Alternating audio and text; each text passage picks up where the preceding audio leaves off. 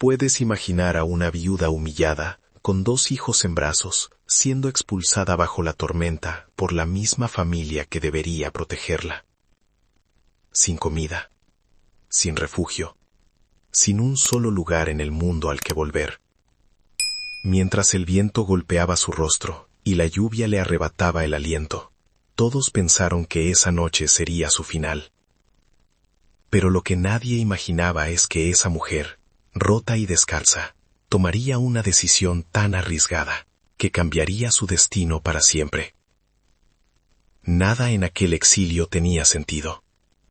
Nada explicaba por qué el terreno maldito al que fue arrojada parecía llamarla. Y cuanto más intentaba sobrevivir, más claro se volvía que ese lugar guardaba un secreto capaz de levantar o destruir a toda una región. Parece imposible, pero esta historia ocurrió de verdad.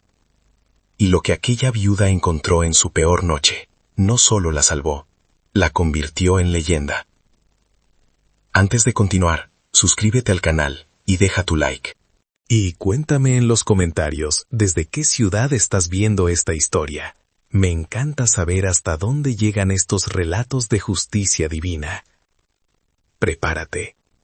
Lo que comenzó con una humillación, terminará con una verdad que nadie vio venir.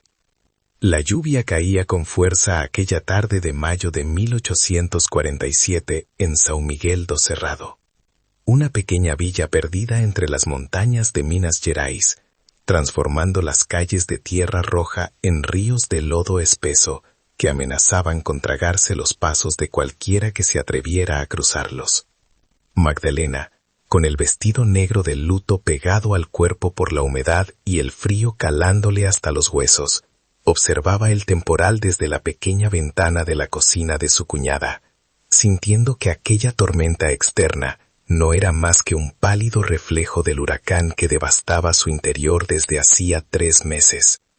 No había truenos en su pecho, solo un silencio sordo y doloroso, dejado por la ausencia de Vicente, su esposo, a quien la fiebre amarilla se había llevado en cuestión de días, dejándola sola, desamparada y con 2 hijos pequeños, Juan y Clara, que ahora dormían acurrucados en un rincón sobre una estera de paja, ajenos a la miseria que se cernía sobre ellos, como un ave de rapiña esperando el momento justo para atacar. La vida de Magdalena se había desmoronado con la rapidez de un castillo de naipes. Vicente había sido un hombre bueno y trabajador, pero la mala suerte en los negocios y la enfermedad repentina no dejaron más que deudas y un vacío inllenable. La casa donde vivían, alquilada, les fue arrebatada antes de que el cuerpo de su marido se enfriara en la tumba, y no tuvo más remedio que aceptar la caridad envenenada de Eduarda, la hermana de Vicente. Eduarda les ofreció un techo, sí, pero cada bocado de comida venía acompañado de comentarios ácidos sobre el costo de mantener bocas ajenas. Y cada noche, Magdalena se acostaba con la humillación ardiéndole en la garganta, sabiendo que su presencia allí era tolerada apenas por el qué dirán de los vecinos, y no por un verdadero lazo de sangre o compasión cristiana. Aquella mañana, el aire en la casa estaba particularmente cargado. Eduarda había estado refunfuñando desde el amanecer, golpeando las ollas con violencia innecesaria y lanzando miradas de desprecio hacia los niños que intentaban hacerse invisibles. Fue en ese momento de tensión irrespirable cuando alguien llamó a la puerta. Un mensajero empapado entregó un sobre de papel amarillento, sellado con lacre rojo, dirigido a la señora Magdalena Ferreira de Silva. El corazón de la viuda dio un vuelco doloroso, pues en su experiencia, las cartas oficiales solo traían noticias de cobradores impacientes o amenazas legales, nunca esperanza. Sus manos, ásperas por el trabajo de lavar ropa ajena en el río para ganar unas monedas, temblaron al romper el sello bajo la mirada inquisidora y codiciosa de su cuñada, que esperaba verla caer definitivamente en la desgracia. Al desdoblar el papel, la caligrafía elegante y formal del notario Joaquín Bento Ribeiro, bailó ante sus ojos cansados, informándole que su presencia era requerida con urgencia en la notaría de la villa, para tratar asuntos referentes al testamento del finado Tobías Ferreira de Mendoza. Tobías, el tío abuelo de Vicente, era un nombre que Magdalena apenas recordaba haber escuchado en susurros, un hombre que la familia había borrado de sus conversaciones como si fuera una mancha vergonzosa. Era un anciano recluso, conocido por vivir apartado de todos, un ermitaño del que se decían cosas extrañas, y al que nadie visitaba. «¿Qué podría querer ese viejo loco conmigo?», murmuró Magdalena, más para sí misma que para Eduarda, quien, al escuchar el nombre, soltó una carcajada seca y cruel, cruzándose de brazos con una mueca de triunfo mal disimulado. «Ese viejo no tenía dónde caerse muerto», escupió Eduarda con veneno, acercándose para intentar leer por encima del hombro de Magdalena. Vivía en una tapera miserable que se está cayendo a pedazos, un lugar maldito al que nadie en su sano juicio se acerca, ni siquiera los animales. Pero Magdalena, ignorando el tono burlón, sintió una extraña punzada en el estómago. Si el notario la había convocado, era porque aquel hombre solitario, en su último aliento, había pensado en ella, la viuda de su sobrino nieto, alguien tan marginada por la familia como él mismo lo había sido. Guardó la carta en el bolsillo de su delantal, sintiendo el peso del papel como si fuera una sentencia, y decidió que iría, no por ambición, pues sabía que no habría oro, sino porque cualquier destino, por incierto que fuera, parecía mejor que seguir viviendo de las migajas de desprecio que recibía allí. 2 días después, con el cielo aún gris pero sin lluvia, Magdalena vistió a sus hijos con lo mejor que tenían, que no era mucho, y caminó hacia la notaría. Al entrar en la oficina, el olor a papel viejo y tinta la recibió, junto con las miradas de desdén de otros parientes lejanos de Vicente, que habían acudido como buitres, esperando repartirse algún botín inesperado. Cuando el notario leyó la última voluntad de Tobías, el silencio en la sala se hizo tan denso que se podía cortar con un cuchillo. El anciano no dejaba dinero, ni joyas, ni muebles de valor, pero dejaba su propiedad, ubicada al margen del río Verde, cerca del antiguo yacimiento minero abandonado, exclusivamente a Magdalena. Las risas ahogadas y los murmullos de «pobre ilusa» y «lugar embrujado» recorrieron la habitación, y uno de los primos, Armando, se levantó para decirle con sorna que le estaba haciendo un favor al no impugnar el testamento, pues esa tierra solo traía desgracias. «Ese lugar está maldito, mujer», le susurró una tía lejana al salir, con los ojos muy abiertos por una superstición antigua. «Dicen que allí se escuchan lamentos, que la gente desaparece, que el suelo mismo rechaza a los vivos. El viejo Tobías aguantó porque ya tenía un pie en la locura, pero tú, con esos niños, vas directa a la boca del lobo».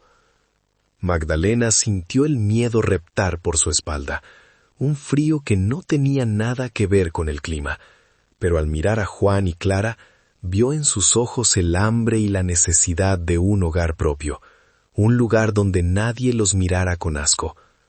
Apretó los dientes, irguió la espalda con una dignidad que no sabía que poseía, y firmó los documentos de transferencia, aceptando la herencia que todos despreciaban, aceptando el miedo, aceptando el misterio, porque la alternativa era la muerte lenta del espíritu bajo el techo de Eduarda.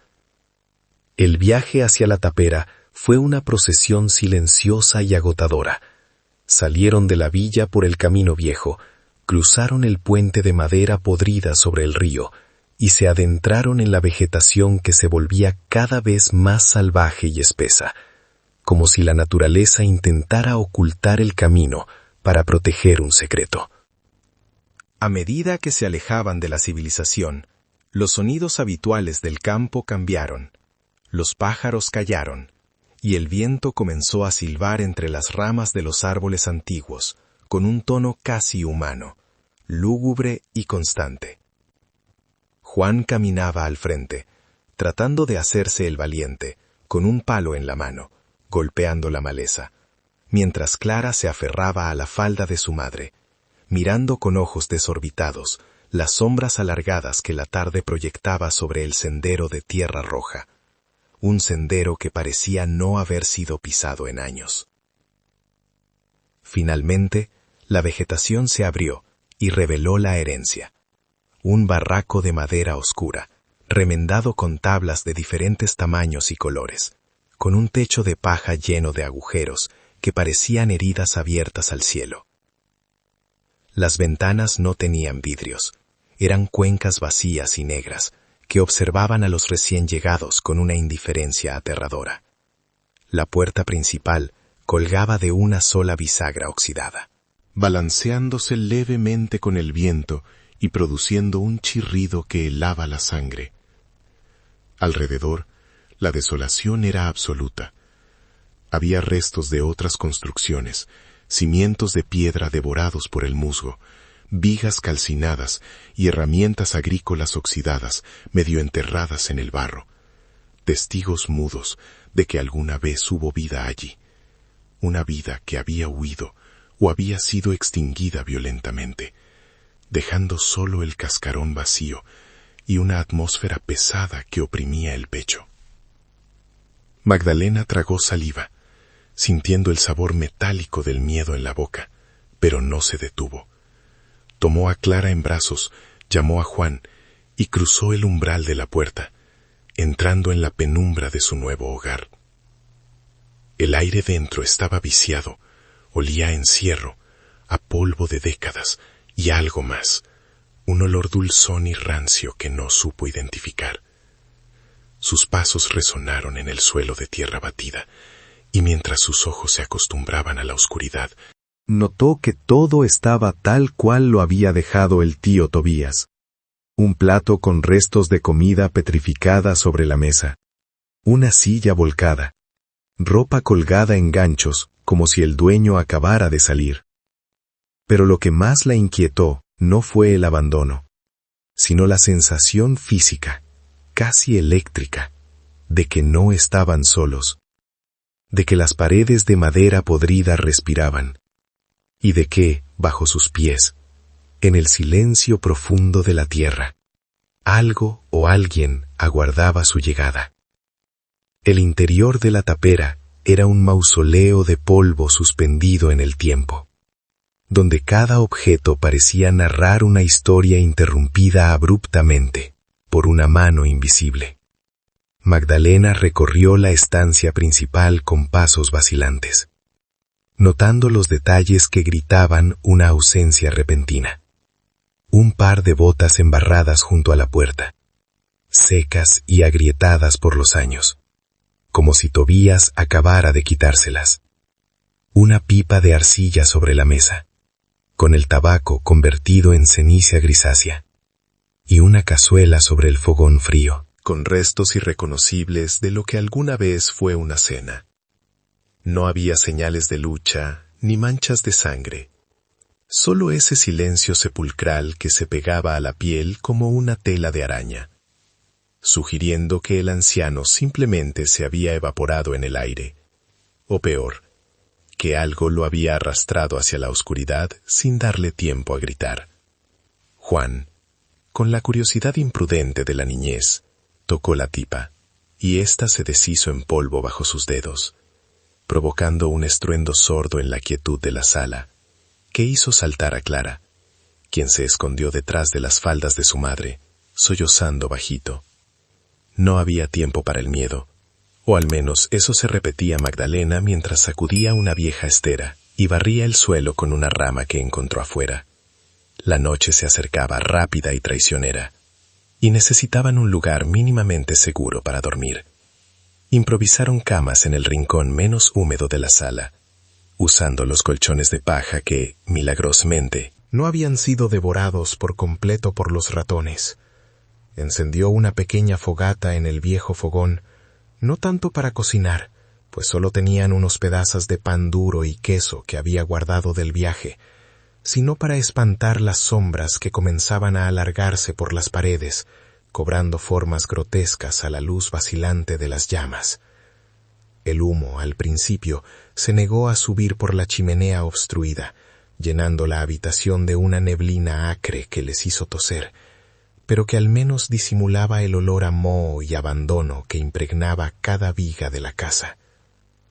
Cuando la oscuridad cayó por completo, el barraco se transformó en una caja de resonancia para los terrores nocturnos. Afuera, la selva despertaba con una cacofonía de chillidos, crujidos y aleteos, pero eran los sonidos cercanos los que mantenían a Magdalena con los ojos abiertos, clavados en el techo de paja. El viento se colaba por las innumerables grietas de las paredes de taipa, produciendo silbidos que sonaban inquietantemente similares a susurros humanos, voces bajas y urgentes que parecían discutir justo al otro lado de la madera podrida.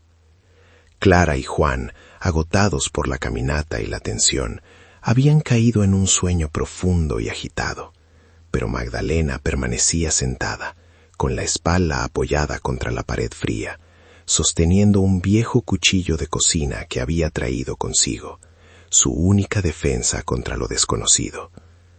Cada vez que una rama golpeaba el techo o una tabla del suelo crujía sin razón aparente, su corazón se detenía, esperando ver una mano huesuda o unos ojos brillantes asomarse por las ventanas sin vidrio.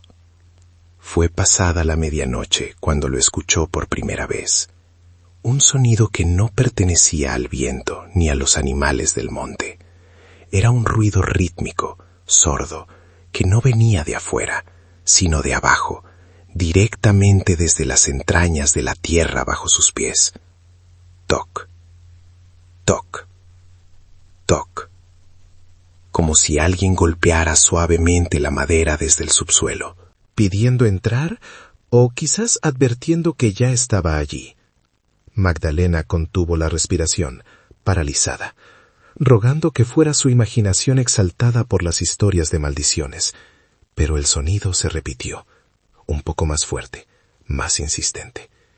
Miró el suelo de tierra irregular y tablas viejas, preguntándose qué clase de cimientos tenía aquella construcción maldita y qué secretos podía haber enterrado el viejo Tobías en su soledad. El miedo se transformó en un frío líquido que le recorrió la columna, pero no se movió. Proteger a sus hijos significaba no hacer ruido, volverse piedra, esperar a que el amanecer disipara los fantasmas. La primera luz del día trajo un alivio pálido, pero no borró la sensación de opresión. El sol se filtraba tímidamente por los agujeros del techo, revelando con crudeza la miseria del lugar, el polvo acumulado, las telarañas que colgaban como velos de novia antiguos en las esquinas altas. Magdalena se levantó con el cuerpo dolorido, sintiendo el peso de la noche en sus párpados, y salió al exterior para buscar agua en el pozo que había visto al llegar. El aire de la mañana era frío y húmedo, y la niebla baja se aferraba al suelo, ocultando los pies de los árboles retorcidos que rodeaban el claro. El pozo estaba cubierto de limo verde, y la roldana chirrió como un lamento oxidado cuando bajó el cubo. El agua que subió era turbia, pero Magdalena sabía que tendría que hervirla y colarla, pues no tenían otra opción. Mientras sacaba el agua, tuvo la extraña sensación de ser observada desde la espesura, una mirada fija y pesada que le erizó la piel de los brazos. Decidida a no dejarse vencer por el pánico, comenzó a limpiar el perímetro inmediato de la casa, arrancando hierbas que le llegaban a la cintura y apartando escombros. Juan, recuperando un poco de su energía infantil con la luz del día, se aventuró hacia el río, que corría marrón y rápido a unos 50 metros de la casa. Su murmullo constante, sirviendo de banda sonora a su soledad. Fue allí, cerca de la orilla, donde Magdalena notó algo que la detuvo en seco. Los árboles más cercanos al agua no eran normales. Sus cortezas estaban marcadas, heridas con cortes profundos y antiguos, cicatrices que formaban patrones deliberados, casi como símbolos o letras de un alfabeto olvidado. Al pasar los dedos por las hendiduras rugosas, comprendió que no eran obra de animales ni de la naturaleza. Alguien, probablemente Tobías, había pasado horas, días, quizás años, tallando aquellos mensajes crípticos en la madera viva, como si quisiera dejar un mapa o una advertencia que nadie más podía leer. «Mamá, ¿por qué están lastimados los árboles?», preguntó Clara, apareciendo a su lado con su muñeca de trapo sucia colgando de la mano.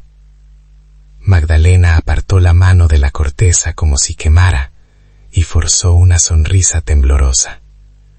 «Son marcas viejas, hija, quizás para no perderse en el bosque», mintió. Aunque en su interior sabía que nadie marca árboles tan cerca de su casa para no perderse. Esas marcas eran señales de obsesión, de una mente que buscaba algo frenéticamente o que intentaba protegerse de algo. Regresaron al barraco con la inquietud creciendo en el estómago de Magdalena. El lugar no era solo una ruina, era un rompecabezas dejado por un hombre desesperado, y ella y sus hijos eran ahora las piezas involuntarias de ese juego macabro. Al entrar de nuevo en la casa, el contraste con la luz exterior la dejó ciega por un momento. Fue entonces cuando Juan, que había estado hurgando en el rincón donde Tobías tenía su catre, la llamó con voz aguda y excitada. «¡Mamá, mira esto! ¡El suelo se mueve!». Magdalena corrió hacia él, el corazón galopando nuevamente con el recuerdo de los golpes nocturnos. Juan estaba agachado junto a la pared del fondo, señalando una tabla ancha del piso de madera que sobresalía ligeramente del resto, como si hubiera sido manipulada muchas veces. No era un defecto de la construcción. La madera alrededor estaba desgastada por el roce de dedos, indicando que esa tabla se levantaba con frecuencia. «No toques nada, Juan», ordenó Magdalena, apartando al niño con suavidad pero con firmeza, el instinto de protección luchando con una curiosidad incontrolable. Se arrodilló frente a la tabla suelta, sintiendo el aire frío que emanaba de la rendija, un aliento subterráneo que olía a tierra húmeda y a papel viejo. Con manos temblorosas, buscó el borde y tiró hacia arriba. La madera cedió con un gemido de protesta, revelando un hueco oscuro y poco profundo excavado en la tierra compactada. Allí, anidado en la oscuridad como un secreto vergonzoso, había un objeto envuelto cuidadosamente en un paño encerado, atado con cordel podrido. No era oro, ni joyas, ni nada que brillara. Era un bulto rectangular, pesado y denso. Magdalena lo sacó con cuidado, sintiendo que estaba profanando una tumba, y deshizo el envoltorio sobre el suelo. Mientras sus hijos observaban con los ojos abiertos como platos, conteniendo el aliento. Lo que emergió de los pliegues del paño aceitoso no fue un tesoro, sino un libro grueso, encuadernado en cuero desgastado por el uso y el tiempo, con las esquinas dobladas y manchas de humedad que parecían mapas de continentes perdidos. En la primera página, escrita con una caligrafía temblorosa pero decidida, se leía: «Diario de Tobías Ferreira de Mendoza, año de 1832».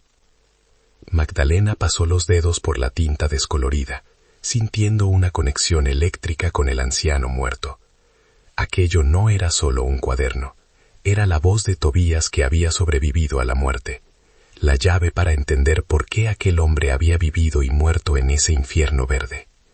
Se sentó en la silla coja, abrió el diario al azar y comenzó a leer, sin saber que cada palabra la hundiría más en un misterio que mancharía sus manos y cambiaría su destino para siempre. Las primeras páginas del diario eran un registro monótono de la soledad, listas de provisiones escasas, quejas sobre el clima implacable y anotaciones sobre la cosecha fallida de un huerto que se negaba a crecer en aquella tierra ácida. Sin embargo, a medida que Magdalena avanzaba en la lectura, la caligrafía se volvía más errática, las letras más inclinadas y apretadas, como si la urgencia hubiera tomado posesión de la mano de Tobías. Fue en una entrada fechada en octubre de 1836, 10 años antes de su muerte, donde el tono cambió radicalmente, transformando el lamento de un viejo ermitaño en la confesión de un hombre que ha visto demasiado. Hoy se cumplen 4 años desde que llegué a este infierno verde, escribía Tobías, y por fin entiendo que el miedo que todos sienten no es superstición, es una advertencia que la propia tierra nos grita. Magdalena sintió un escalofrío recorrerle la nuca, no por el viento que se colaba entre las tablas, sino por la certeza de que su tío no estaba loco, sino aterrorizado por algo muy real. Continuó leyendo bajo la luz vacilante de la vela, acercando el rostro al papel amarillento para descifrar las palabras manchadas por la humedad y el tiempo. Tobías describía noches de insomnio, escuchando ruidos de palas y picos invisibles, pero lo más inquietante era su afirmación repetida: no son fantasmas lo que ronda aquí, es la memoria de la sangre derramada. En un párrafo subrayado con fuerza, el anciano revelaba la clave de su obsesión. El secreto no está en la casa, está donde el río se encuentra con la tierra roja, allí donde el agua cambia de color y la corriente se vuelve traicionera. Magdalena levantó la vista y miró hacia la ventana oscura, imaginando el curso del río verde en la negrura de la noche. Recordaba haber visto manchas de arcilla carmesí en la orilla esa misma mañana. Un detalle que en su momento le parecía insignificante, pero que ahora cobraba un significado siniestro y prometedor. La lectura se vio interrumpida por un crujido seco en el techo, seguido del sonido inconfundible de pasos arrastrados sobre la paja vieja, como si algo pesado caminara sobre sus cabezas buscando una entrada. Magdalena apagó la vela de un soplo instintivo, sumiendo el barraco en una oscuridad absoluta, y abrazó a sus hijos que dormían ajenos al peligro, con el corazón latiéndole en la garganta como un tambor de guerra. Permaneció inmóvil, con los ojos abiertos en la negrura, escuchando cómo el viento jugaba con las ramas afuera, y cómo el río mantenía su murmullo constante, preguntándose si Tobías también había pasado sus noches así, agazapado en la oscuridad, vigilando sombras y esperando un ataque que nunca llegaba de frente. Esa noche, el sueño fue un lujo que no pudo permitirse. Cada sonido era una amenaza. Y donde el río encuentra la tierra roja, se repetía en su mente como una letanía febril. Los días siguientes fueron una prueba de resistencia física y mental para la pequeña familia. Magdalena se levantó con el sol, decidida a no dejarse paralizar por el miedo nocturno, y se dedicó a limpiar el barraco con una furia casi maníaca, sacando basura acumulada por décadas, remendando los agujeros más grandes de las paredes con barro y paja fresca que arrancaba del monte. Juan, contagiado por la determinación silenciosa de su madre, cargaba agua del río en baldes pesados, mientras Clara barría el suelo de tierra con una escoba de ramas, levantando nubes de polvo que bailaban en los rayos de luz. A pesar del esfuerzo, la atmósfera del lugar seguía siendo opresiva. A veces, mientras trabajaba, Magdalena sentía la necesidad imperiosa de mirar hacia el bosque, segura de que alguien la observaba desde la espesura. Pero solo encontraba el movimiento de las hojas y el vacío inquietante de las casas vecinas abandonadas, cuyos techos hundidos parecían bocas abiertas gritando en silencio. Fue en la tarde del tercer día, mientras Magdalena intentaba reparar una gotera en el techo subida a una escalera improvisada, cuando una voz ronca y seca la hizo casi perder el equilibrio y caer al suelo. «Buenos días, señora», dijo la voz, que sonaba como hojas secas siendo pisadas. Magdalena bajó apresuradamente, con el corazón desbocado, y se encontró frente a una figura que parecía haber brotado de la tierra misma. Una anciana encorvada, vestida con harapos negros que le colgaban del cuerpo esquelético, apoyada en un bastón de madera nudosa. Su rostro era un mapa de arrugas profundas, curtido por el sol y la intemperie, pero sus ojos, oscuros y brillantes como cuentas de vidrio, la examinaban con una lucidez penetrante y una mezcla de curiosidad y lástima que a Magdalena le heló la sangre. «Soy Sebastiana», dijo la anciana, antes de que Magdalena pudiera preguntar, dando un paso adelante con una cojera pronunciada. «Vivo en la última casa que queda en pie, antes de que el camino desaparezca en el monte, a unos 300 metros de aquí». Magdalena se limpió las manos sucias en el delantal, sintiéndose pequeña e intrusa ante aquella mujer que parecía ser parte del paisaje. «Soy Magdalena, la viuda de Vicente, sobrino de Tobías», respondió con voz temblorosa. La vieja asintió lentamente, como si ya lo supiera todo, y escupió al suelo con desdén. «Valiente o loca, todavía no sé cuál de las dos eres, niña. Todos los demás huyeron de aquí con el rabo entre las piernas. Pero tú tienes mirada de quien no tiene a dónde ir, y esos son los que se quedan hasta el final».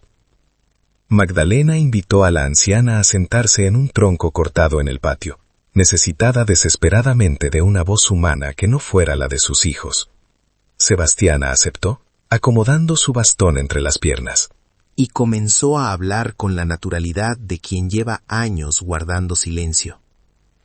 «Este lugar no siempre fue un cementerio de casas vacías», comenzó, señalando con un dedo huesudo hacia las ruinas cubiertas de musgo que rodeaban el barranco. «Hace 40 años, esto era un hervidero de gente. El garimpo daba oro y las familias vivían bien, hasta que la codicia de un solo hombre envenenó la tierra y el agua». Magdalena escuchaba hipnotizada. La historia que Tobías insinuaba en su diario comenzaba a tomar forma en la voz rasposa de aquella testigo viviente. «El coronel Damasceno Oliveira da Silva era el dueño de todo esto», continuó Sebastiana, bajando la voz como si temiera que el viento llevara sus palabras a oídos equivocados. «Vivía en esta misma casa, que entonces era una mansión de 2 pisos, con su esposa, doña Marta, y sus 3 hijos». La anciana describió a un hombre poderoso y cruel, que no dudaba en usar el látigo con sus trabajadores, y que miraba a sus vecinos como si fueran insectos. Pero la tierra le dio un regalo envenenado. Encontró una veta de oro tan rica en el río que decidió no declararla a la corona para no pagar los impuestos reales. Según Sebastiana, Damasceno extrajo el oro en secreto con la ayuda de 2 hombres de confianza, acumulando una fortuna incalculable, mientras la villa seguía siendo pobre, alimentando su avaricia en la oscuridad de la noche. «Pero el diablo cobra sus deudas», dijo la vieja con una sonrisa sin dientes que no llegaba a sus ojos. Los empleados empezaron a pedir su parte, y Damasceno, que amaba el oro más que a su propia alma, les dio veneno en lugar de monedas, y arrojó sus cuerpos al río, diciendo que habían huido con dinero robado. Magdalena sintió una náusea repentina al mirar hacia el río que fluía tranquilo a pocos metros de ellas. Las aguas marrones escondían tumbas sin nombre. Nadie le creyó del todo, pero nadie tenía el valor de enfrentarlo, hasta que su propia esposa, doña Marta, descubrió la verdad y amenazó con ir a la justicia de la capital para salvar su alma y la de sus hijos de la condena eterna. «¿Y qué pasó?», preguntó Magdalena, casi en un susurro, temiendo la respuesta. Sebastiana se encogió de hombros con un gesto fatalista. Una noche la casa quedó en silencio. Al día siguiente, la familia entera había desaparecido. La comida estaba servida en la mesa, la ropa tendida, pero no había nadie. La gente decía que huyeron, otros que los espíritus de los muertos se los llevaron. Pero Sebastiana se inclinó hacia Magdalena, con los ojos clavados en los suyos. «Yo creo que nunca salieron de aquí, niña. El oro y los huesos siguen en alguna parte, y por eso Tobías cavaba como un poseído antes de morir. No busques fantasmas, busca la codicia de los vivos, porque esa es la que mata de verdad». La vieja Sebastiana se alejó cojeando por el sendero cubierto de maleza. desapareciendo entre las sombras, como un espectro que regresa a su tumba, dejando a Magdalena sola, con el peso de una revelación que era más aterradora que cualquier fantasma. No había maldición sobrenatural, sino una tragedia humana de sangre y codicia. Magdalena se quedó parada en el umbral, procesando la historia de asesinatos y cuerpos arrojados al río, comprendiendo finalmente que el miedo que impregnaba las paredes de la tapera no era el eco de espíritus vengativos, sino el residuo de la maldad de los vivos. Miró hacia el interior de la casa, donde el diario de Tobías reposaba sobre la mesa como un testigo mudo, y sintió que el libro ya no era solo un objeto curioso, sino un mapa de supervivencia dejado por un hombre que murió buscando la verdad. La brisa de la tarde trajo el olor del río, y por primera vez Magdalena no olió agua fresca, sino el aroma metálico de la historia no contada que yacía bajo el barro. Esa noche, después de acostar a Juan y Clara en sus catres improvisados, Magdalena encendió una lámpara de aceite con manos temblorosas y se sentó a releer el diario, buscando confirmación en las páginas manchadas de humedad. Ahora las palabras de Tobías cobraban un sentido nuevo y urgente. Sus desvaríos sobre tierra roja y ganancia no eran locura, eran pistas concretas sobre lo que había ocurrido con la familia desaparecida. Leyó hasta que sus ojos ardieron, descifrando la caligrafía frenética de las últimas entradas, donde su tío describía haber visto finalmente el lugar exacto, pero confesaba no tener ya fuerzas para desenterrarlo. En una de las últimas hojas, casi pegada por el moho, encontró lo que buscaba, un dibujo tosco pero detallado de un árbol con ramas curvas, extrañamente retorcidas hacia el suelo, y a su lado, una piedra con una forma irregular que recordaba vagamente a la cabeza de un caballo. Bajo el dibujo, una marca en forma de cruz señalaba el suelo, una promesa silenciosa de que allí, bajo las raíces y la piedra, yacía la respuesta a todo el sufrimiento de la familia Oliveira da Silva, y quizás la solución a su propia miseria. Magdalena memorizó la imagen con la desesperación de quien se aferra a una tabla en medio del océano. Cerró los ojos y visualizó el terreno que rodeaba la casa, tratando de ubicar ese árbol específico en el caos vegetal que había reclamado la propiedad. El sueño tardó en llegar, y cuando lo hizo, fue ligero y poblado de pesadillas, donde hombres sin rostro cavaban tumbas en la orilla del río, susurrando advertencias sobre el peligro de despertar secretos que debían permanecer enterrados.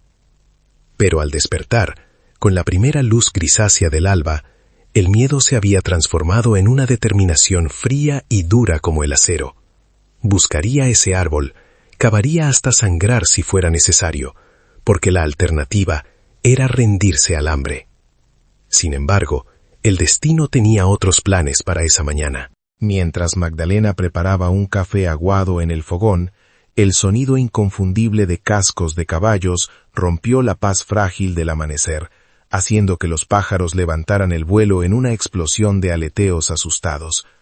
Salió apresuradamente al porche, secándose las manos en el delantal, y vio a 3 jinetes emerger de la bruma matinal, deteniéndose justo frente a la tapera con una arrogancia que solo poseen los dueños del mundo. El hombre del centro era imponente, vestido con un traje de montar impecable que contrastaba violentamente con la pobreza del entorno.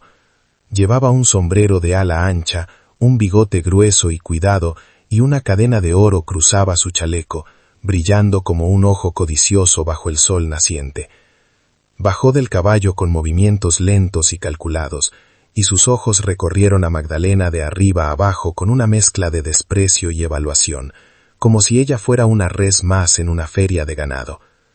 «Buenos días, señora», dijo el hombre con una voz grave y autoritaria que no admitía réplicas, presentándose como el comendador Augusto Travasos, dueño de las tierras que colindaban al otro lado del río. Magdalena Sintió un nudo en el estómago, una intuición primitiva que le gritaba peligro, pero mantuvo la cabeza alta y respondió al saludo con cautela, consciente de su vulnerabilidad en aquel paraje desierto. El comendador no perdió tiempo en preámbulos sociales. Fue directo al grano, informándole que sabía que ella había heredado esa propiedad del finado Tobías y que estaba allí para hacerle una propuesta generosa. Quería comprar el terreno inmediatamente. Magdalena parpadeó, sorprendida por la rapidez del ataque.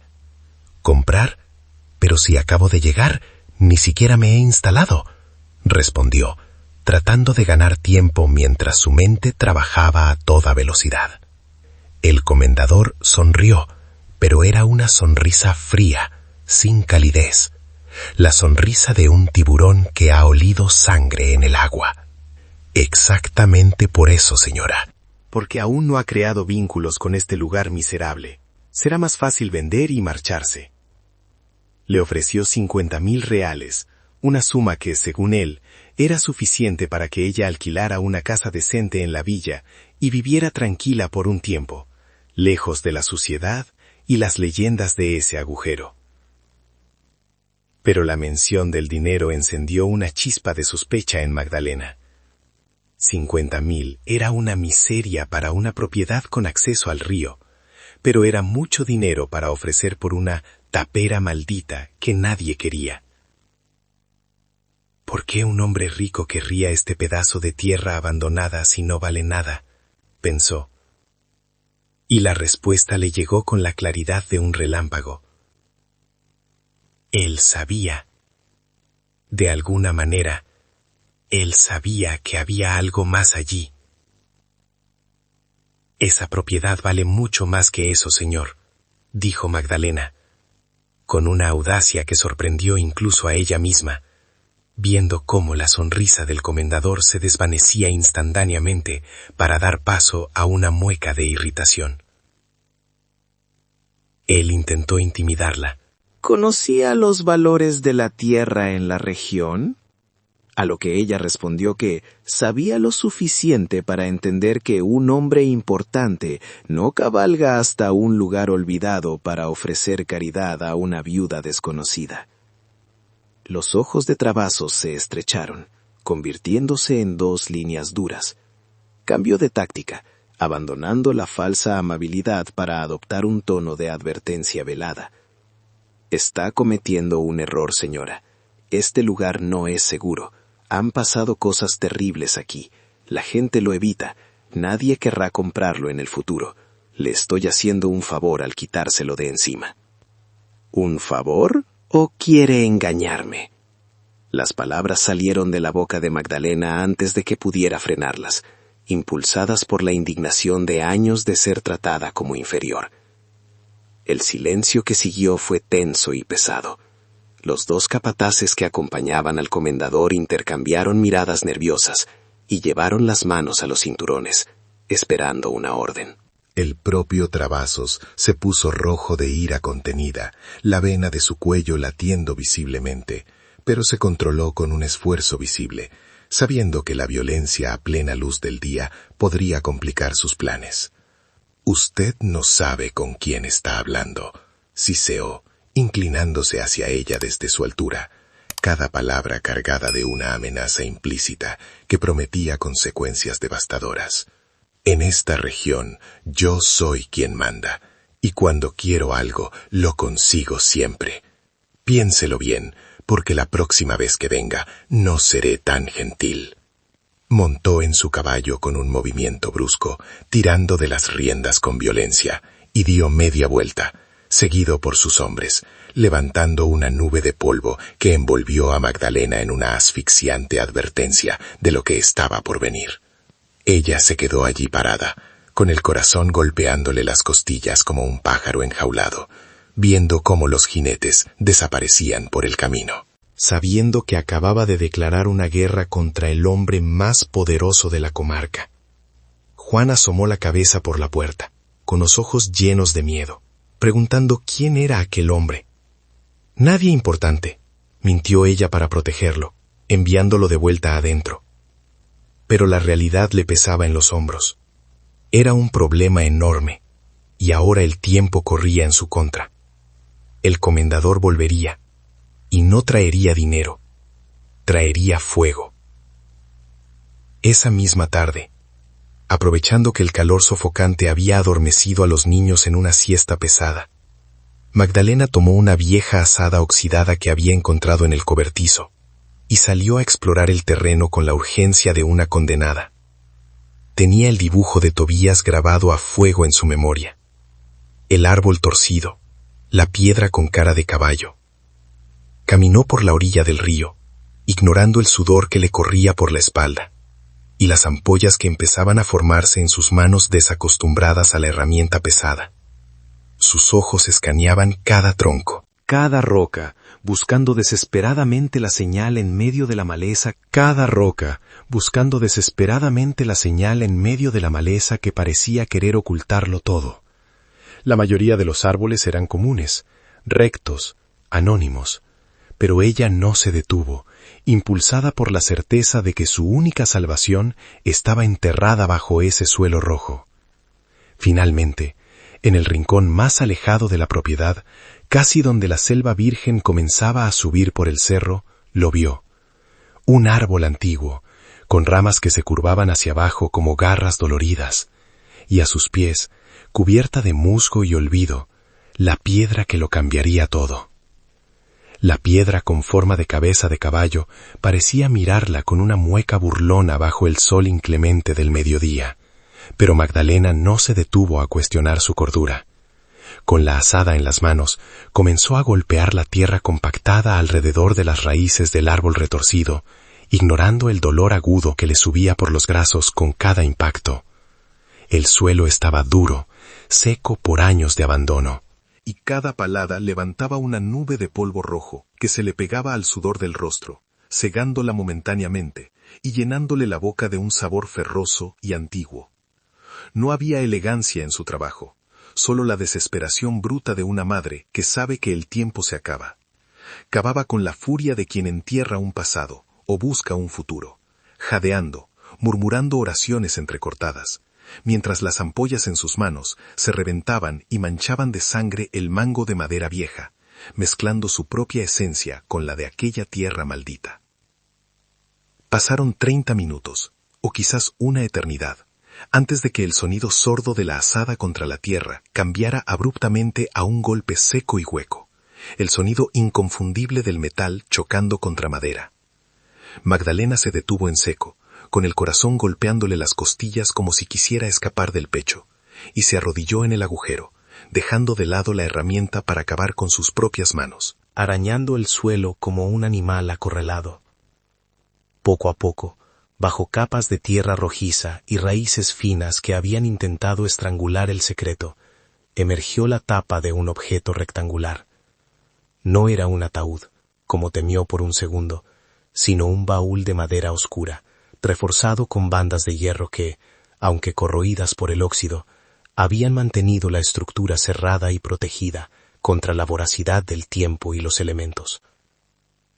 El esfuerzo para sacar el baúl del agujero fue titánico.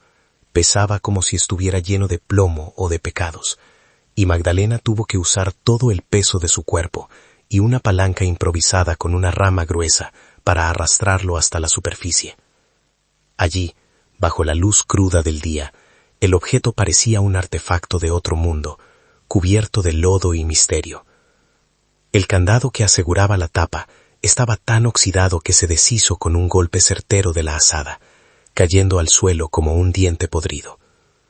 Magdalena respiró hondo.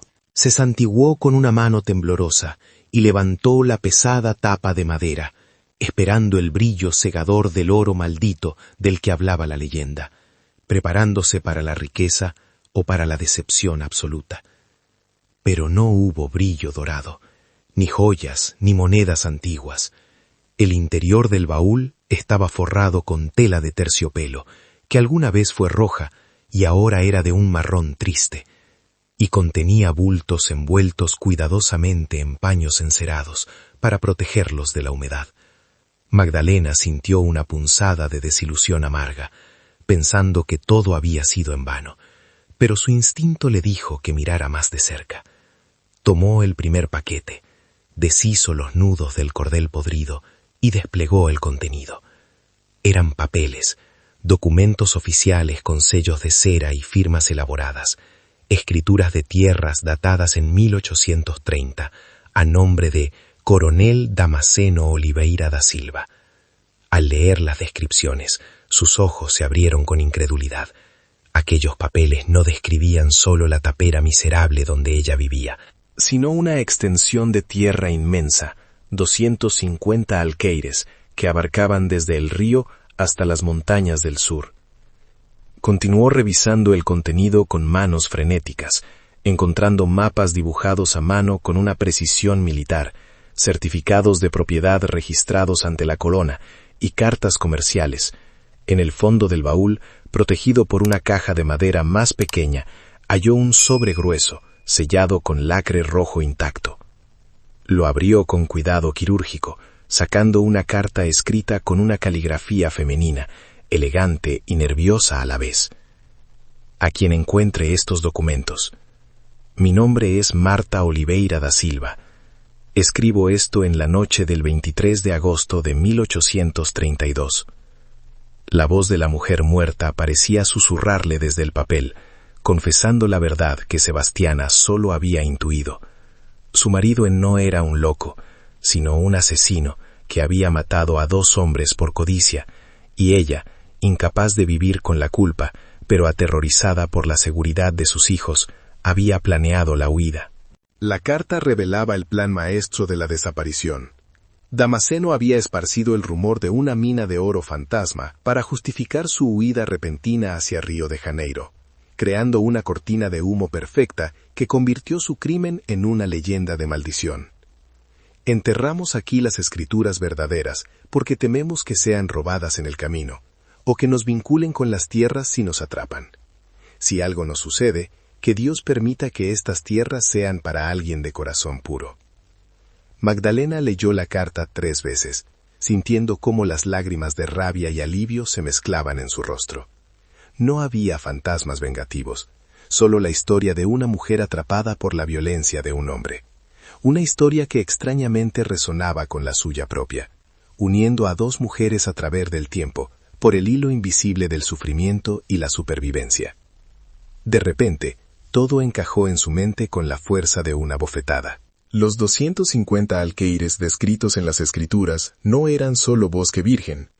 Según los mapas, la propiedad legítima de Damasceno, y ahora suya por herencia de Tobías, se extendía mucho más allá del río, cruzando el valle y subiendo hasta la Estrada Real, la ruta comercial más importante de la región por donde pasaban los convoyes de mercancías.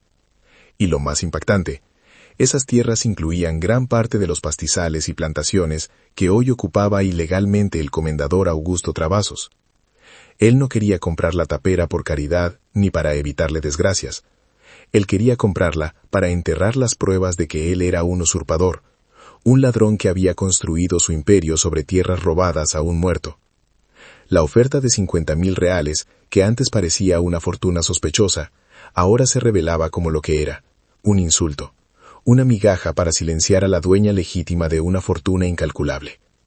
Magdalena miró hacia el horizonte, hacia donde se suponía que estaban las tierras del comendador, y sintió una oleada de poder que nunca había experimentado. Tenía en sus manos no solo papel, sino una espada capaz de cortar la cabeza del gigante que la había amenazado esa mañana. Pero junto con el poder vino el terror. Si Travassos sabía o sospechaba la existencia de estos documentos, no se detendría ante nada para obtenerlos. Ella y sus hijos estaban en peligro mortal, sentados sobre un polvorín que podía hacerlos ricos o matarlos en un instante. Con movimientos rápidos y decididos, Magdalena volvió a guardar los documentos menos importantes en el baúl, cerró la tapa y lo empujó de nuevo al agujero, cubriéndolo con tierra y hojas secas hasta que parecía que el suelo nunca había sido tocado. Los documentos vitales, las escrituras originales y la carta de Marta los envolvió en el paño encerado y los metió dentro de su vestido, pegados a su piel, sintiendo su latido contra el papel antiguo. Regresó al barraco con el sol bajando en el horizonte, caminando con una postura diferente. Ya no era la viuda desamparada que pedía permiso para existir. Era la terrateniente legítima de Medio Valle, y estaba dispuesta a pelear por cada palmo de tierra que le pertenecía a sus hijos. Esa noche, escondió el paquete de documentos debajo del colchón de paja donde dormía, y se acostó vestida, con el viejo cuchillo de cocina bajo la almohada y los ojos abiertos en la oscuridad. No durmió. Su mente trazaba planes, calculaba riesgos y soñaba con juicios y justicia, mientras afuera el viento seguía aullando, ajeno a que la mujer dentro de la tapera ya no le tenía miedo a los fantasmas, sino a los hombres vivos. Sabía que el comendador volvería, tal como había prometido, pero esta vez no encontraría a una víctima temblorosa. Encontraría a una adversaria armada con la verdad, lista para desenterrar no solo tierras, sino todos los pecados que la villa había intentado olvidar. A la mañana siguiente, Magdalena despertó con una determinación que no había sentido en años, una fuerza fría y calculada que reemplazó al miedo visceral de las noches anteriores. Envolvió cuidadosamente los documentos en un paño limpio y los ató a su cintura, bajo la ropa, sintiendo el crujido del papel antiguo contra su piel como si fuera una segunda armadura. Llamó a Juan y Clara, y juntos emprendieron el camino hacia la villa, caminando con la cabeza alta a través del sendero que antes les parecía amenazante y que ahora era simplemente el camino de su propiedad. Al entrar en el pueblo, ignoró las miradas de curiosidad morbosa de los vecinos y se dirigió directamente a la notaría. Cuando entró, el escribano Joaquín Bento la recibió con una ceja levantada, esperando quizás que la viuda hubiera venido a renunciar a la tapera maldita, pero Magdalena, sin decir una palabra, depositó el paquete de documentos sobre el escritorio de madera maciza, desafiando el silencio de la oficina con el peso de la historia. El notario tomó los papeles con un aire de aburrimiento profesional, pero a medida que sus ojos recorrían las líneas de tinta descolorida y verificaban los sellos reales, su expresión de indiferencia se desmoronó como una pared de arena. Se quitó los lentes, los limpió con un pañuelo nervioso y volvió a leer, murmurando frases ininteligibles, mientras comparaba las fechas con un gran libro de registros abierto a su lado. El silencio en la sala se volvió denso, cargado de una electricidad estática que hacía sudar las manos. Finalmente, Joaquín levantó la vista, mirando a Magdalena no como a una viuda pobre, sino con el respeto temeroso que se le debe a quien sostiene una bomba a punto de estallar. «Señora Magdalena», dijo con voz ronca, «¿tiene usted idea de lo que ha traído aquí? Estas escrituras son legítimas, registradas en la Corte Real en 1830. Y describen una propiedad que excede por mucho los límites que todos conocíamos». Joaquín Bento desplegó uno de los mapas antiguos sobre la mesa, trazando con un dedo tembloroso las líneas que definían la herencia de Tobías, líneas que cruzaban el río y se adentraban profundamente en las tierras fértiles del valle. «Si estos documentos son válidos, y todo indica que lo son», explicó el notario, bajando la voz como si las paredes tuvieran oídos. «Entonces el comendador Augusto Travasos está ocupando ilegalmente más de la mitad de sus tierras, sus plantaciones, sus pastos, incluso parte de sus caminos, están construidos sobre suelo que legalmente le pertenece a usted». Magdalena sintió una mezcla de triunfo y vértigo. La confirmación oficial transformaba su sospecha en una realidad legal, pero también la convertía en el blanco directo de un hombre que no dudaría en aplastarla para proteger su imperio robado. «Tengo que registrar esto a mi nombre inmediatamente», exigió Magdalena, con una firmeza que sorprendió al notario. Joaquín asintió lentamente, reconociendo la urgencia, pero su rostro estaba pálido.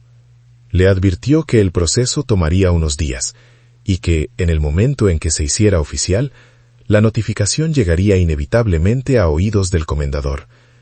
Está usted declarando una guerra, señora, contra el hombre más poderoso de la región. La ley está de su lado, pero aquí, en el interior, la ley a menudo se dobla ante el dinero y la violencia. Magdalena no parpadeó. Sabía que el riesgo era mortal, pero ya había cruzado el punto de no retorno. Firmó los documentos de solicitud con mano firme, sellando su destino y el de sus hijos, y salió de la notaría sintiendo que el aire de la villa se había vuelto más pesado, como antes de una tormenta eléctrica. El regreso al barraco fue silencioso. La euforia inicial había dado paso a una ansiedad vigilante, y cada sombra en el camino parecía ocultar una amenaza.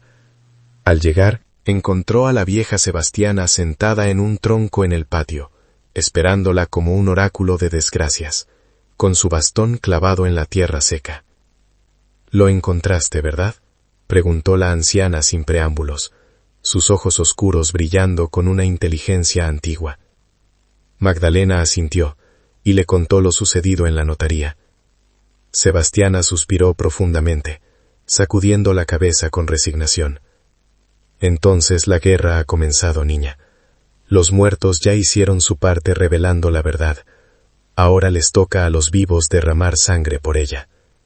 Le advirtió que no confiara en nadie, y que se preparara, porque Travasos no esperaría a los tribunales. Su justicia vendría de noche y con fuego. La predicción de Sebastiana no tardó en cumplirse. Esa misma noche, poco después de que el sol se ocultara tras las montañas, el sonido que Magdalena más temía rompió la sinfonía de los grillos, el galope pesado de muchos caballos, acercándose por el camino viejo. No eran fantasmas ni susurros del pasado. Era la brutal realidad del presente llamando a su puerta.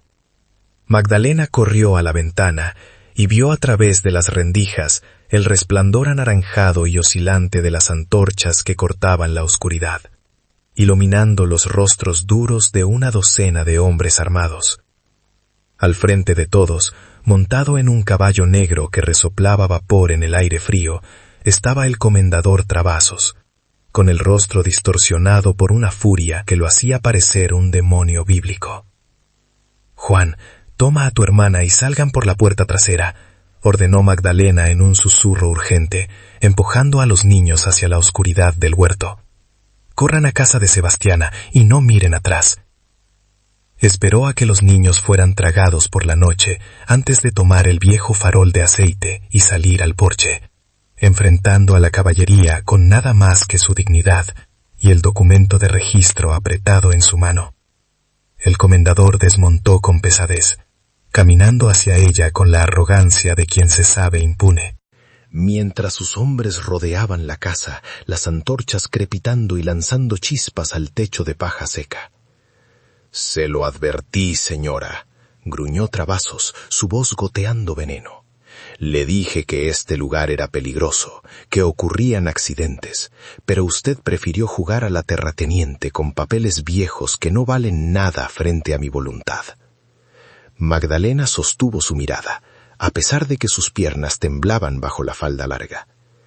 «Estas tierras son mías, y la ley lo sabe.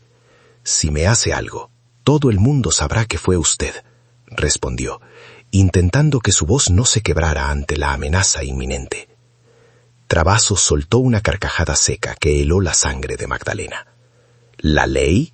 Yo soy la ley aquí», escupió, haciendo una señal a uno de sus hombres, que desmontó llevando un bidón que olía fuertemente a queroseno. «Nadie va a saber nada. Será una tragedia lamentable. Una viuda y sus hijos atrapados en un incendio accidental causado por una lámpara caída. La gente llorará, rezará, y luego yo compraré las cenizas por caridad». El hombre del queroseno comenzó a rociar las paredes de madera seca del barraco, y el olor químico se mezcló con el aroma del miedo. Magdalena sintió el pánico subirle por la garganta. No le importaba su vida, pero la idea de que quemaran la única prueba de su herencia y el único techo de sus hijos la llenó de una furia ciega. «Tendrá que quemarme a mí también», gritó, bloqueando la puerta con su propio cuerpo. El comendador sacó un fósforo y lo encendió en la suela de su bota, sosteniendo la pequeña llama vacilante como si tuviera el poder de un dios destructor. «Última oportunidad, viuda», dijo suavemente, disfrutando del momento. «Venda por 100,000 reales ahora mismo o conviértase en humo». El silencio se estiró hasta romperse, y Magdalena vio la muerte en esa pequeña llama amarilla. Pero justo cuando Travasos iba a lanzar el fósforo, una voz surgió de la oscuridad del bosque, no una voz fantasmal, humana y multitudinaria. «Yo no haría eso si fuera usted, Travasos».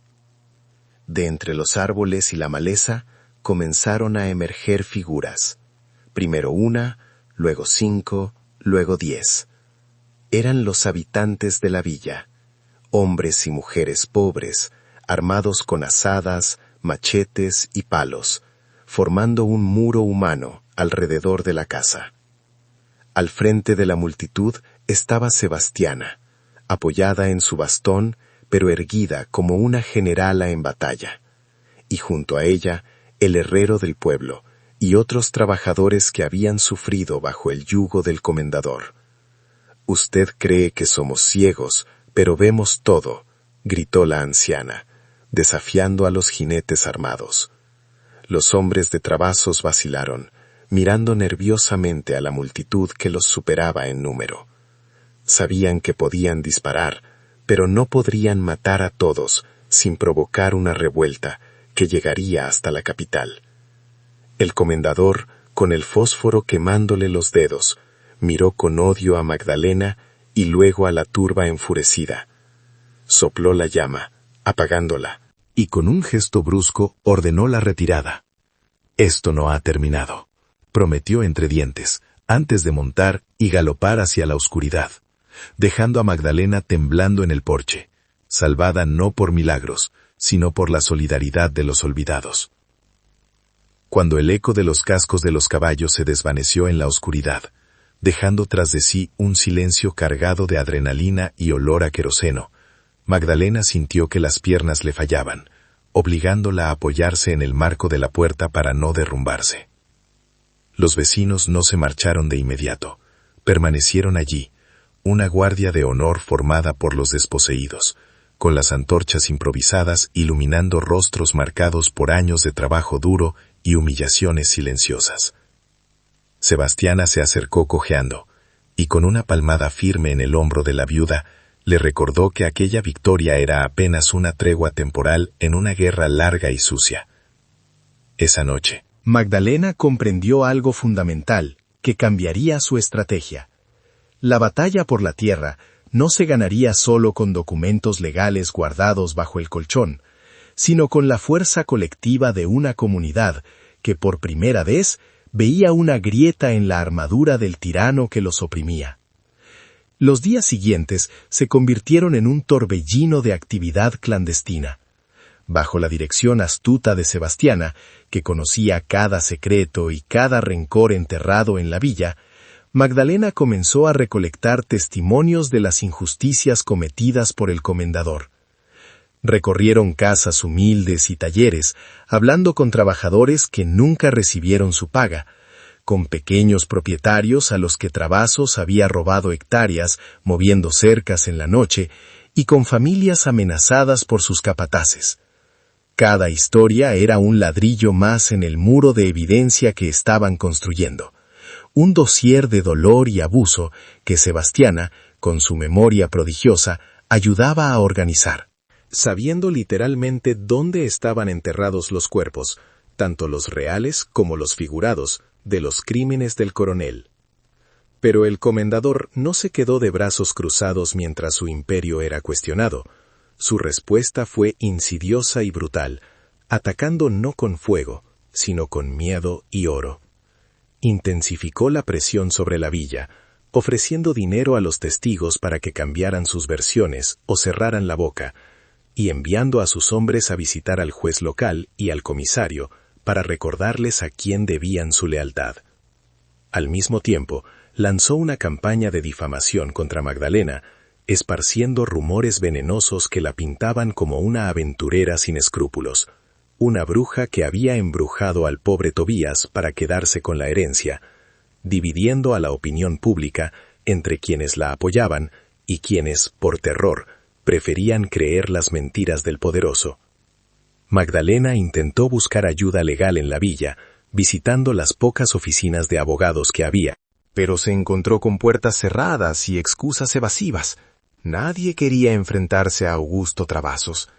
El miedo era un manto espeso que cubría la justicia local, y cada negativa aumentaba la desesperación de la viuda. Fue entonces cuando Sebastiana, con la claridad pragmática de quien ha sobrevivido a todo, le sugirió una jugada arriesgada.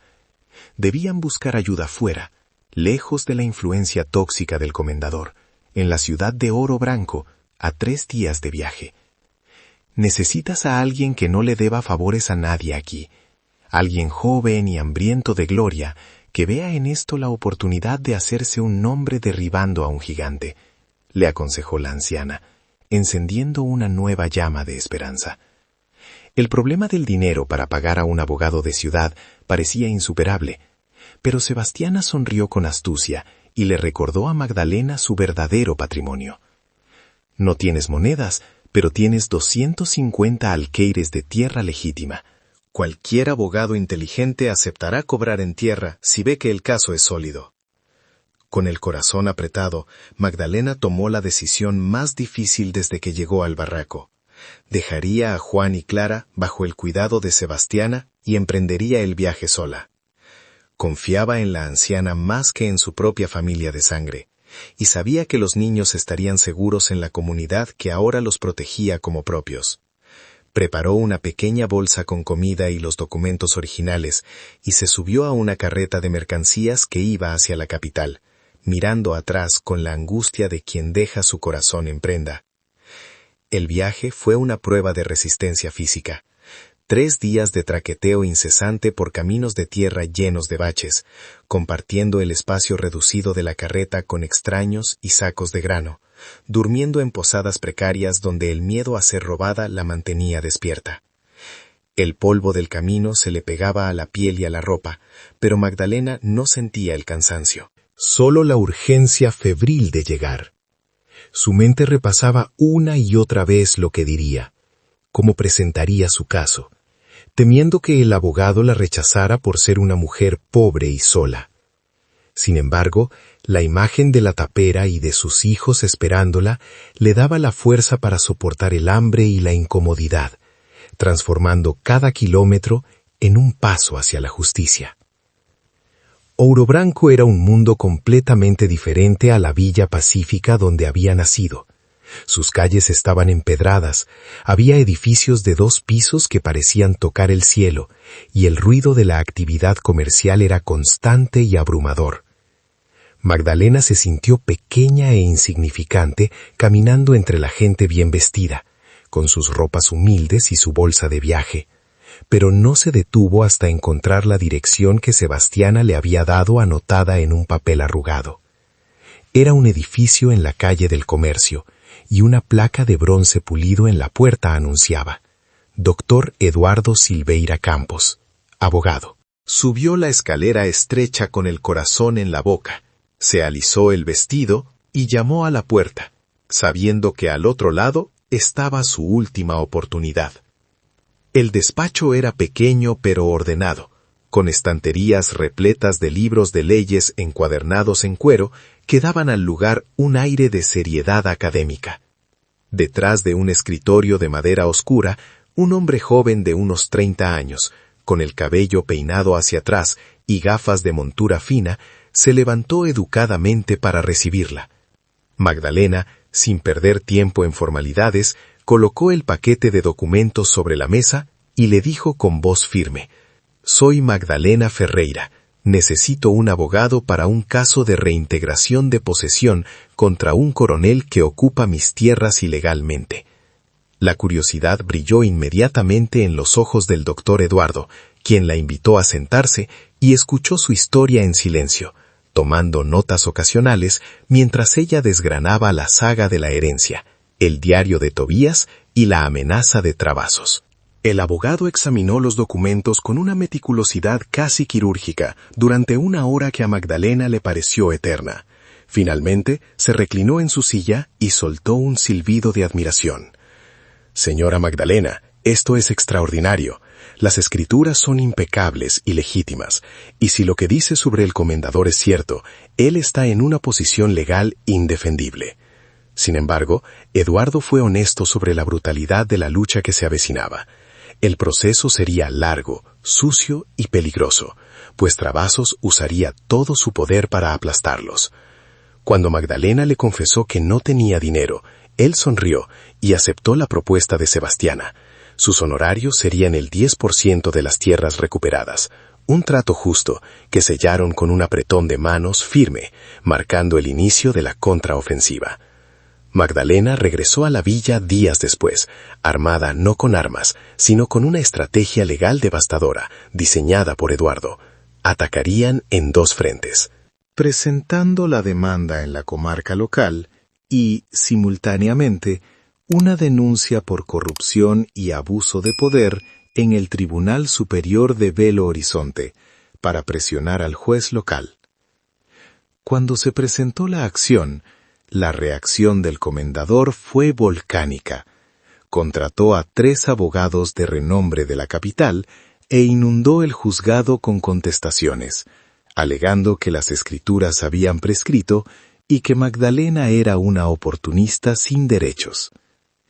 Pero Eduardo estaba preparado, refutando cada argumento con pruebas y testimonios, mientras Magdalena soportaba meses de tensión, amenazas veladas y noches sin dormir, sostenida únicamente por la certeza de que, por primera vez en la historia de la región, la balanza de la justicia comenzaba a inclinarse hacia la verdad.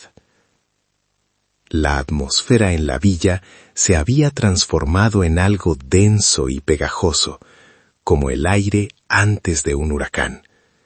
Ya no había saludos alegres en las calles, sino murmullos apresurados y miradas que buscaban constantemente a los espías del comendador. Magdalena sentía que su regreso había traído una peste invisible. Travasos, herido en su orgullo por la demanda judicial, había cerrado el puño de hierro sobre la comunidad, cortando el crédito en el almacén general y prohibiendo a los campesinos recoger leña en los bosques colindantes. La miseria, que antes era una compañera silenciosa, ahora gritaba en las ollas vacías de sus vecinos, y la culpa roía el estómago de la viuda más que su propia hambre, haciéndola cuestionar si su búsqueda de justicia valía el sufrimiento de aquellos que no tenían nada que ganar más que la dignidad de ver caer a un tirano. Sebastiana, con su sabiduría curtida en décadas de injusticias, percibió la vacilación en los ojos de Magdalena una tarde mientras compartían un mate amargo bajo el alero del barraco. «No te confundas, muchacha», le dijo con voz áspera, apretándole la mano con sus dedos como garras de pájaro viejo.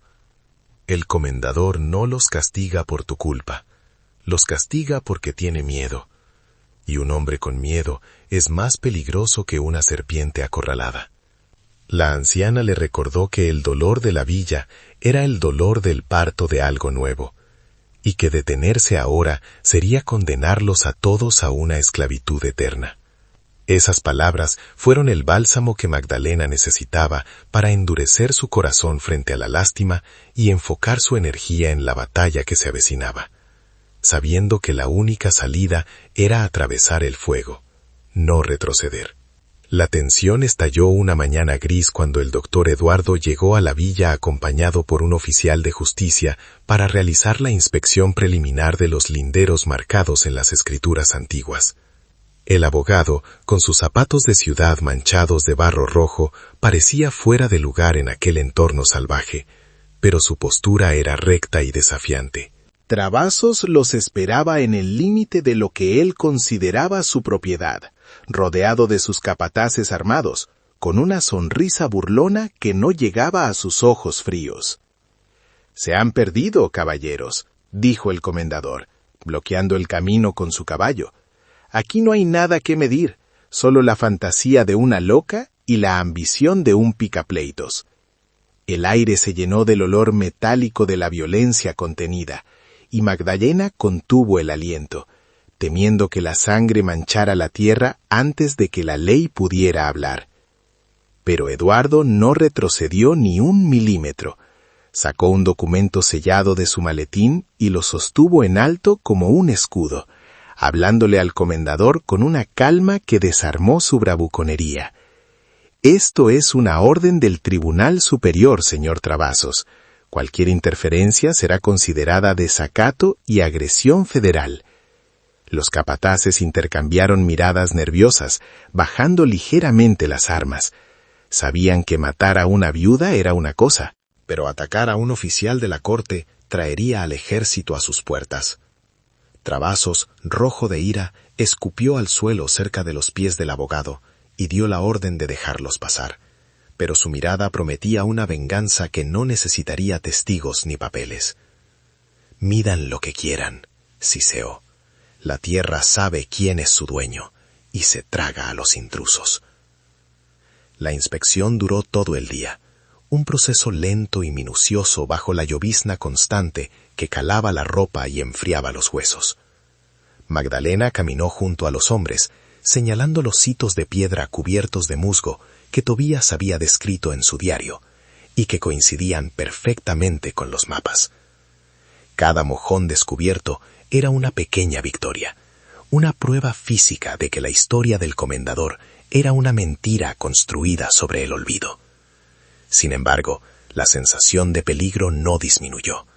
Desde la espesura del bosque, ojos invisibles seguían cada uno de sus movimientos, y el crujido de las ramas secas les recordaba que estaban en territorio enemigo. Al caer la tarde, el oficial de justicia cerró su cuaderno con un gesto definitivo. Los límites eran claros, y la mansión del comendador estaba construida, sin lugar a dudas, dentro de la herencia de Magdalena. Esa noche, la victoria legal se sintió frágil y solitaria en la oscuridad del barraco. Eduardo había regresado a la ciudad para preparar el juicio final, y Magdalena se quedó sola nuevamente, con sus hijos y el silencio amenazante del sertón. No pudo dormir. Se sentó junto a la ventana con el viejo rifle de caza que le había prestado un vecino, vigilando las sombras que bailaban en el patio. El viento traía sonidos extraños, susurros que parecían decir su nombre, y por un momento el miedo irracional a lo sobrenatural regresó. ¿Y si Travasos tenía razón? ¿Y si la tierra estaba maldita por la sangre de los antiguos dueños? Pero entonces miró a Clara y Juan durmiendo, y recordó la carta de doña Marta.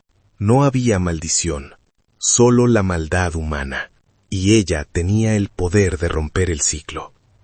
La represalia del comendador no se hizo esperar, pero no fue un ataque frontal, fue un golpe bajo, diseñado para quebrar el espíritu de la viuda. A la mañana siguiente encontraron el pozo de agua de la tapera lleno de aceite quemado y animales muertos, el agua vital convertida en un veneno negro y pestilente. El mensaje era claro: si te quedas, morirás de sed. Magdalena miró el desastre con lágrimas de impotencia, sintiendo el hedor nauseabundo impregnarse en su ropa. Pero antes de que pudiera caer en la desesperación, vio llegar a las mujeres de la villa. Venían en fila, cargando cántaros y baldes de agua limpia desde sus propias casas, un río de solidaridad femenina que subía la colina para lavar la afrenta. No estás sola, Magdalena, le dijo la panadera del pueblo, una mujer robusta que le entregó un cántaro fresco. Mientras nosotros tengamos agua, tú tendrás agua. Ese gesto simple rompió la última barrera de miedo en el corazón de Magdalena. Comprendió que Travasos ya había perdido, no en los tribunales, sino en el alma de la gente. El poder del comendador se basaba en el aislamiento de sus víctimas, pero él mismo había unido a la comunidad en su contra. Pasaron el día limpiando el pozo entre todas, cantando canciones antiguas para espantar el miedo. Y por primera vez, la tapera no pareció una ruina lúgubre, sino una fortaleza llena de vida y resistencia. Sin embargo, la bestia herida es cuando más daño hace. 2 días antes de la audiencia final en la ciudad, un incendio accidental destruyó el granero de Sebastiana, reduciendo a ceniza su cosecha de maíz. La anciana miró las llamas con un rostro inexpresivo, como si estuviera viendo un espectáculo aburrido. Y cuando Magdalena corrió a consolarla, Sebastiana solo sonrió mostrando sus encías vacías. «Déjalo que queme, niña», dijo con una voz que heló a los presentes. «El fuego purifica». Y él está quemando su propia suerte. Cuanto más golpea, más se hunde. La violencia de Travasos se estaba volviendo desesperada, errática, y eso significaba que sabía que el final estaba cerca. El juicio no sería solo por la tierra, sería por el alma de todo el valle. La noche antes de partir hacia la ciudad para el veredicto, Magdalena tuvo un sueño vívido. Soñó con Tobías y con la familia desaparecida. Pero no eran espectros aterradores, sino figuras luminosas que la esperaban en la orilla del río. Le señalaban no hacia el pasado, sino hacia el horizonte, donde el sol salía con fuerza sobre las tierras recuperadas. Despertó con una paz extraña. Se vistió con su mejor vestido negro, remendado pero limpio, y besó a sus hijos con la promesa del regreso. Subió a la carreta que la llevaría a la justicia, no como una viuda que pide limosna, sino como la matriarca de una nueva era, llevando en su pecho no solo papeles, sino la esperanza de todos los que habían sido silenciados por la historia. El Tribunal de Oro Branco era un edificio imponente de piedra colonial, cuyas paredes gruesas parecían diseñadas para aplastar cualquier esperanza que no viniera sellada con lacre oficial. Al entrar en la sala de audiencias, el olor a madera barnizada, polvo antiguo y sudor frío golpeó a Magdalena como un puño físico. La sala estaba abarrotada, no solo de curiosos de la ciudad, sino de gente de la villa que había viajado durante la noche, caminando o en mulas, para presenciar el momento en que la justicia miraría a los ojos al poder. En el banco de los acusados, el comendador Augusto Travasos estaba sentado con la postura rígida de un general ofendido, rodeado de un séquito de 3 abogados, vestidos con trajes de tela inglesa impecable, que cuchicheaban entre ellos y lanzaban miradas de desdén hacia el lado donde Magdalena y el doctor Eduardo esperaban en silencio. Pareciendo 2 náufragos en una balsa de madera frente a un acorazado de guerra. El juez, un hombre anciano de rostro severo y bigote canoso llamado Doctor Ancebiades, golpeó el mazo pidiendo orden, y el sonido seco resonó como un disparo en el silencio tenso de la sala. El juicio comenzó con la intervención de la defensa del comendador, un discurso elocuente y venenoso pronunciado por un abogado de voz tronadora. Pintaron a Magdalena como una oportunista, una forastera que se había aprovechado de la demencia senil del viejo Tobías para fabricar derechos sobre tierras que, según ellos, habían sido compradas legítimamente por la familia Travasos hacía décadas, aunque convenientemente los recibos se habían perdido en un incendio anterior. Magdalena escuchaba con el estómago revuelto, sintiendo cómo las palabras mentirosas tejían una red de dudas sobre su integridad, haciéndola sentir pequeña, sucia y fuera de lugar en aquel templo de leyes hechas por y para hombres ricos. Esa mujer no tiene nada más que papeles viejos y fantasías, tronó el abogado defensor, señalando a Magdalena con un dedo acusador. mientras que mi cliente, el comendador, ha hecho prosperar la región, ha dado trabajo y ha mantenido el orden. Por un momento terrible, pareció que el argumento del progreso y el poder económico inclinaría la balanza. El juez asentía levemente, y Magdalena vio la sonrisa de triunfo dibujarse en los labios de Travassos. El miedo la paralizó. No el miedo al castigo, sino el terror profundo de que la verdad no fuera suficiente, de que el mundo estuviera irremediablemente roto y que los villanos siempre ganaran al final. Miró a Eduardo, buscando una señal de esperanza, y vio que el joven abogado no estaba intimidado, sino que esperaba su turno con la paciencia de un cazador que sabe que la presa ha caído en la trampa. Cuando llegó el turno de la acusación, Eduardo no gritó ni usó palabras floridas. Se levantó despacio. Caminó hasta el estrado del juez y depositó el diario de Tobías y las escrituras originales con una reverencia casi religiosa.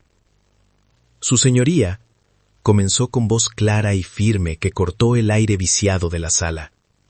No estamos aquí para debatir sobre progreso, sino sobre propiedad y sangre. Comenzó a narrar la historia no desde la ley, sino desde la memoria, usando las fechas del diario para contradecir cada afirmación de la defensa, demostrando con frialdad matemática que las supuestas compras del comendador ocurrieron en fechas en las que los verdaderos dueños ya habían desaparecido, asesinados y enterrados en el olvido. La sala quedó en un silencio sepulcral. La narrativa de Eduardo no era solo un alegato legal, era una historia de terror que todos conocían en susurros y que ahora se gritaba a plena luz del día. El golpe de gracia llegó cuando Eduardo leyó la carta de doña Marta. Su voz tembló ligeramente al recitar las palabras de la madre, que temía por la vida de sus hijos.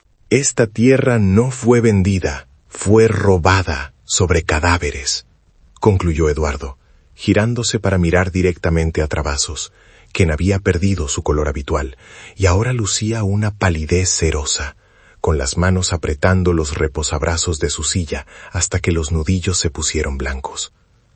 El juez Alcebiades tomó la carta, la examinó bajo la luz de su lámpara, pasando los dedos por el sello del lacre roto, y por primera vez su expresión de piedra se agrietó, para dejar paso a una mirada de profunda perturbación y severidad. El tiempo pareció detenerse durante la deliberación. El reloj de péndulo en la pared marcaba los segundos con un tic-tac agonizante que resonaba en el cráneo de Magdalena, mientras el calor del mediodía hacía que el aire fuera casi irrespirable. Travassos se secaba el sudor de la frente con un pañuelo de seda. Sus ojos moviéndose nerviosamente de un lado a otro, buscando una salida que sus abogados ya no podían ofrecerle. La arrogancia se había evaporado, dejando ver al hombre pequeño y asustado que vivía detrás del título de comendador. Magdalena, por el contrario, sintió una paz extraña descender sobre ella. Había hecho todo lo que podía. Había sacado la verdad de la tierra y la había puesto frente a los hombres. Y pasara lo que pasara, ella ya no era la víctima silenciosa que llegó bajo la lluvia. Finalmente, el juez se aclaró la garganta y la sala contuvo la respiración colectiva. Vistos y examinados los autos, comenzó con voz grave. Este tribunal encuentra que los documentos presentados por la demandante poseen fe pública y antigüedad irrefutable, anulando cualquier registro posterior realizado de mala fe. El veredicto cayó como una guillotina.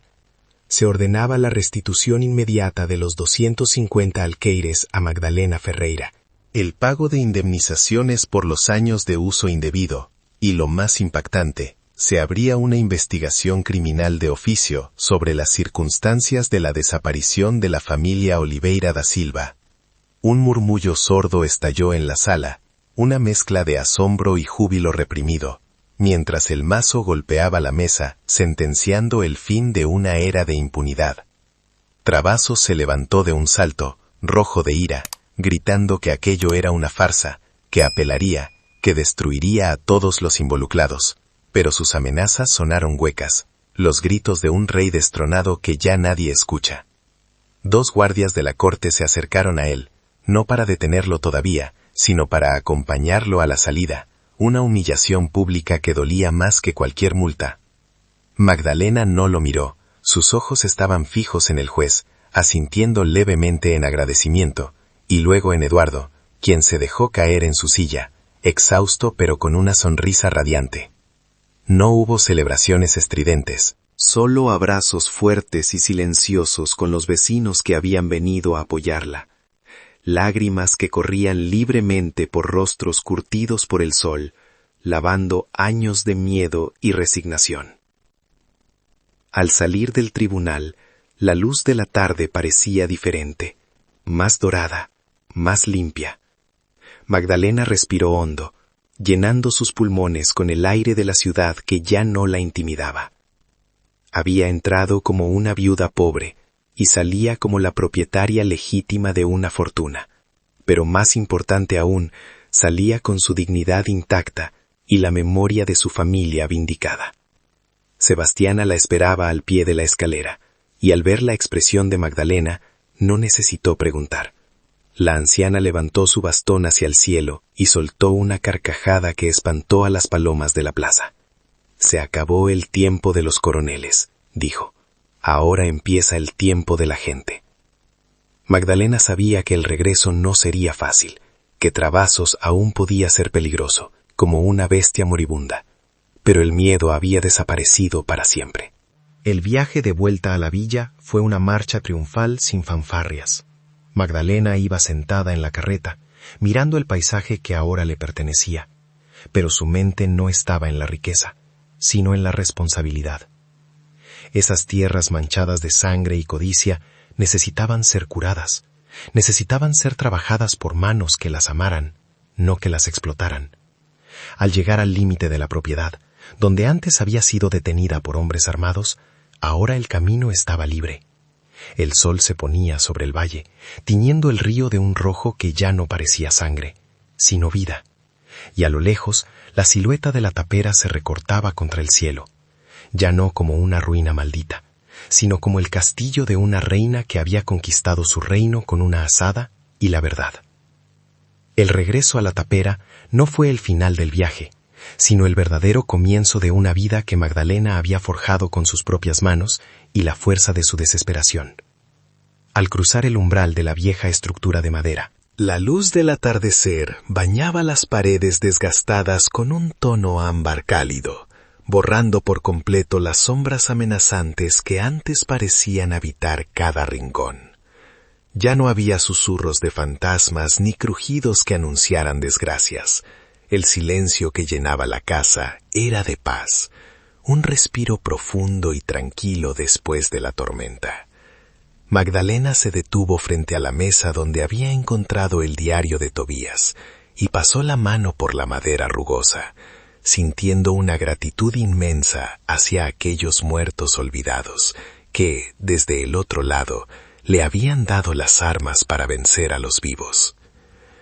En las semanas siguientes, la soledad que había definido al Pedregal de las Ánimas se rompió definitivamente, no por intrusos, sino por la llegada constante de vecinos que venían a ofrecer sus brazos para la reconstrucción. Lo que antes era un lugar maldito, evitado por superstición, se convirtió en el corazón palpitante de la comunidad. Hombres y mujeres subían la colina cargando herramientas, cal y madera, ansiosos por ayudar a la mujer que había desafiado al tirano. Juntos, levantaron cercas caídas, repararon el techo agujereado y limpiaron el pozo envenenado, transformando el trabajo duro en una celebración de libertad colectiva. Magdalena cocinaba para todos en grandes ollas sobre el fuego, y el olor a guiso caliente reemplazó para siempre el hedor a humedad y miedo, sellando un pacto tácito de que nunca más estarían solos.